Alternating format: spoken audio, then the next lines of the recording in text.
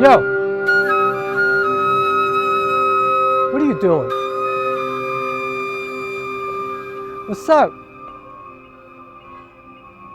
Nothing, man. I'm just hanging out. No, I was working over there. I was rehearsing, but they're doing some construction, so I had to leave. What are you doing? What are you doing up here? No, I'm doing like I'm working on a film about remounting a play, and so it's kind of a big project. What have you been up to? Oh yeah? Who are you working for? You should work for Panasonic. Nah, man. You should work for Lumix. Well, I mean, so, no, you have a consulting business, right? So Lumix, I mean, I feel like Lumix is like right there. You know what I mean? Like, they're like 6 inches away from being so much better than everybody else. No, I got a Panasonic S5. S5. Yeah. No, I shoot anamorphic. I mostly use, vintage lenses, so it doesn't matter to me. But, they got great autofocus now. I mean, the S5 II, the 2X, the S1 Mark II, like all these cameras, the GH7, even Micro Four Thirds, which, I got a GH5 still, and I don't need autofocus. Although, but you should work for them because, yeah, but like Sony needs your expertise. Like just tell them to add anamorphic support and waveforms and things like that, and they'll be like why don't they have that kind of stuff? I don't understand. Why can't you de-squeeze in a Sony camera? Or if you can, they give you so few options, like it's not really serious. You know what I mean? Like Panasonic is serious, right? Like they give you a camera where you can really shoot anamorphic if you want, and then you could do everything else too. Great color science, stability, the IBIS is amazing. Yeah, it's crazy around here, yeah. Crazy here all the time. Yeah. But have you seen the theater up there? The Bardavon Theater, man, it's dope, like beautiful. Yeah, no, you should check it out. Yeah, you should check it out. You saw that? Cops everywhere, all the time around here. I don't know what's going on. But anyway, it's like, I feel like Sony, Nikon, Fuji, all these companies, Blackmagic is a little different, but even Blackmagic, like nobody has the whole package that Panasonic has unless you go into like real cinema cameras, ARRIs and Reds and things like that. But that's why, yeah, but I'm just saying, they're like, they have these flaws that like the mirrorless crowd complains about, or it's not popular enough or whatever, but it's so stupid. I mean, in a way, I hope they don't call you, and I hope they don't add a lot of stuff, because then all of a sudden they'll probably raise the prices too. Because how about the fact that these Panasonic cameras are so much cheaper than all these other cameras? I mean, for what they have, like, for comparable cameras, like take the S5 2X. I mean, you can get that camera for $2,000. Like, tell me any other camera company has anything that's even remotely close to that camera for $2,000, other than Blackmagic. And even Blackmagic doesn't have everything that the S5 2X has, but you got to build out the Blackmagic cameras. Like you can't use them in the same way. I mean, I haven't seen the 6K full frame yet. I think that's got a bunch of flaws too that people talk about, but I don't know. I'm just thinking, like, I don't understand how it's even close in people's minds. And I don't really give a fuck about what company camera I'm using or whatever. But when I got the S5, because I was using the A6400, the Sony. No, I had a Sony camera first. APS-C. It means it's got a crop. So, I mean, it was fine. I loved that camera. It was great. But, once I got this Panasonic, the S5, shit. It was so much better. Like, I felt like I got a pro camera. The A6400 felt like great. I mean, I could get incredible image. It's not about the image quality. I could get great image quality, but It's just not the same. The body was not the same. Like, I beat the crap out of my S5. It's like a little tank. Yeah, and it's a great photography camera. I'm doing, you know, I'm selling all my prints that I'm taking on the S5. It's ridiculous. Really, really awesome. Shoot RAW, and I have all the video assist features. I got full anamorphic support. I don't have open gate on the S5, but I got a GH5, so I do have open gate. But I feel like it's not even an argument. You know, I don't even like more codecs. You know, you can choose more. I mean, maybe that Nikon Z6, I think it is. Maybe that's close, I guess. I don't really know anything about Nikon. But it seems like, you know, a lot of people are talking about that. Canon, I think Canon, but Canon's so much more expensive. Like, it's not even close. Like Canon, even the R5C, which I would say is comparable to maybe the S5 IIX or something like that. Come on. It's like, it's twice as much money. It's more than twice as much money. It's not worth it.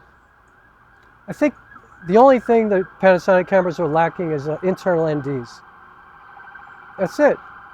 Stabilization is the best. Color science is awesome. You know, autofocus now is awesome. Supposedly, I don't have it, but supposedly. And, you know, to me, anamorphic, like, I think when a camera gives you full anamorphic support, that shows you that they're serious, right? That's like for filmmakers. And, you know, I would argue that the S5, the S5 II, the S5 IIX, even the GH5, all these cameras are great photography cameras as well. I mean, if you need crazy specs, you know, 60 frames per second, burst mode, all this crazy, like, okay, whatever. If you're like a spray and pray kind of person, or if you're shooting sports and things like that, I'm not in that world, so I don't even know. I can't speak on that. But when it comes to like narrative films, documentaries, things like that, you can't get a better camera than, like, once I got the S5. I literally have not felt for 1 second like I needed to get a new camera since I got the S5. But, you know, a lot of people have bought S5s because of me, a lot of friends of mine, stuff like that, and they don't realize that in order to use the S5, you got to know how to do it. Like, you got to do your homework, you got to really learn how to manually focus, you got to learn the nuances of it. They think, you know, the stabilization is so good that it's like a gimbal, and even if you have a gimbal, you know, people think when they pan with a gimbal that it's just going to be so smooth. That footage is still going to be crazy if you don't know what you're doing. You got to practice. But I'm just saying, for somebody who takes the time to learn, for somebody who's really dedicated and diligent and like truly interested, for somebody like that, you ain't going to beat the S5, or if you need autofocus, the S5 II or the 2X, or, you know, this S1 II, which I think is like $3,200. And GH7 though, the GH7, if you don't mind shooting micro four thirds, come on. Like, you could get blazing fast lenses for it, and it's got great autofocus, the best IBIS. It's got open gate. It's got more codecs than, you know, any camera in the history of the world. Like, it's so dope. And it's $2,000, $2,200, something like that. Internal 32-bit float, great audio. All these cameras have, you know, you could buy the attachment, the XLR attachment, so yeah. Yeah, they ain't calling me. I got a tiny little channel, but I'm just saying, like I said, I don't give a shit. I don't care about Panasonic. I don't care about Sony or any of it, but I'm just saying, ever since I got the S5, there hasn't been one moment in my life where I feel like, damn, if only I had a better camera. You know, for me, it's all about the glass. And well, no, I shoot anamorphic a lot. So I got those 3 Siri lenses, like the first ones that came out. No, not the full frame, APS-C. No, they were the first ones. Yeah, they cost like $299. Like, I got the 75, the 35, and the 24. Yeah. Like, no, I'm shooting with the 24 today. Like, I'm out here, well, no, I always shoot myself when I rehearse. Just to, like, I watch it like I'm watching, you know, like I'm a basketball player or a football player checking out wide receivers and getting ready for the next game. Like, I study myself all the time. So, no, this is the 24 Siri APS-C. So it's like a 28 millimeter equivalent. And, you know, it cost me $299. It's awesome, brand new. F1 point, no, this one's f2.8, but the other two are f1.8. But I can get blurry background, I can get bokeh, I can get all of that. But the 24, which is 28 equivalent, it's like really flexible. It allows me to do anything. Like pretty much, I could shoot a whole movie with it.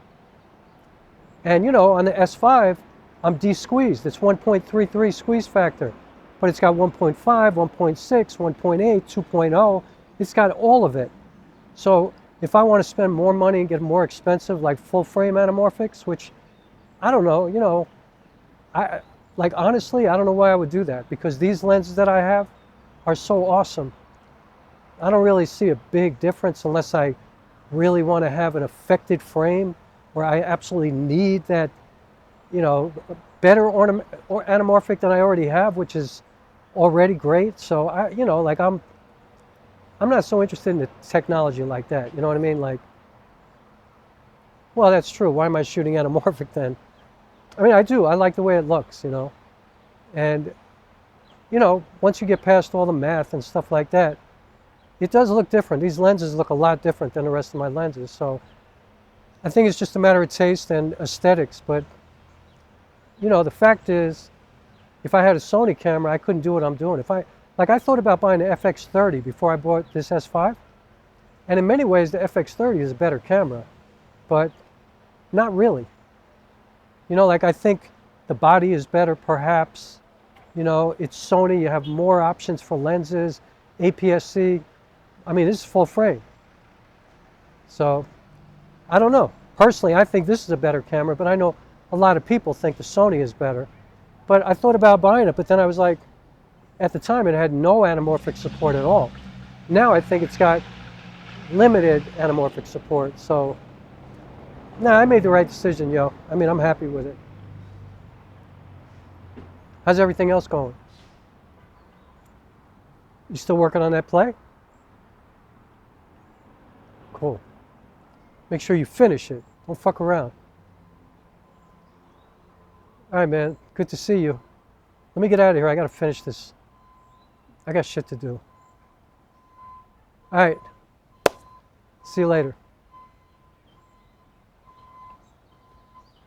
Yo, are you going on Thursday? I'm going to try to go. Oh, my movie's in the Manhattan Film Festival on, I think it's like June 21st. It's like a Saturday, 1 o'clock in the afternoon. Try to come. All right. All right.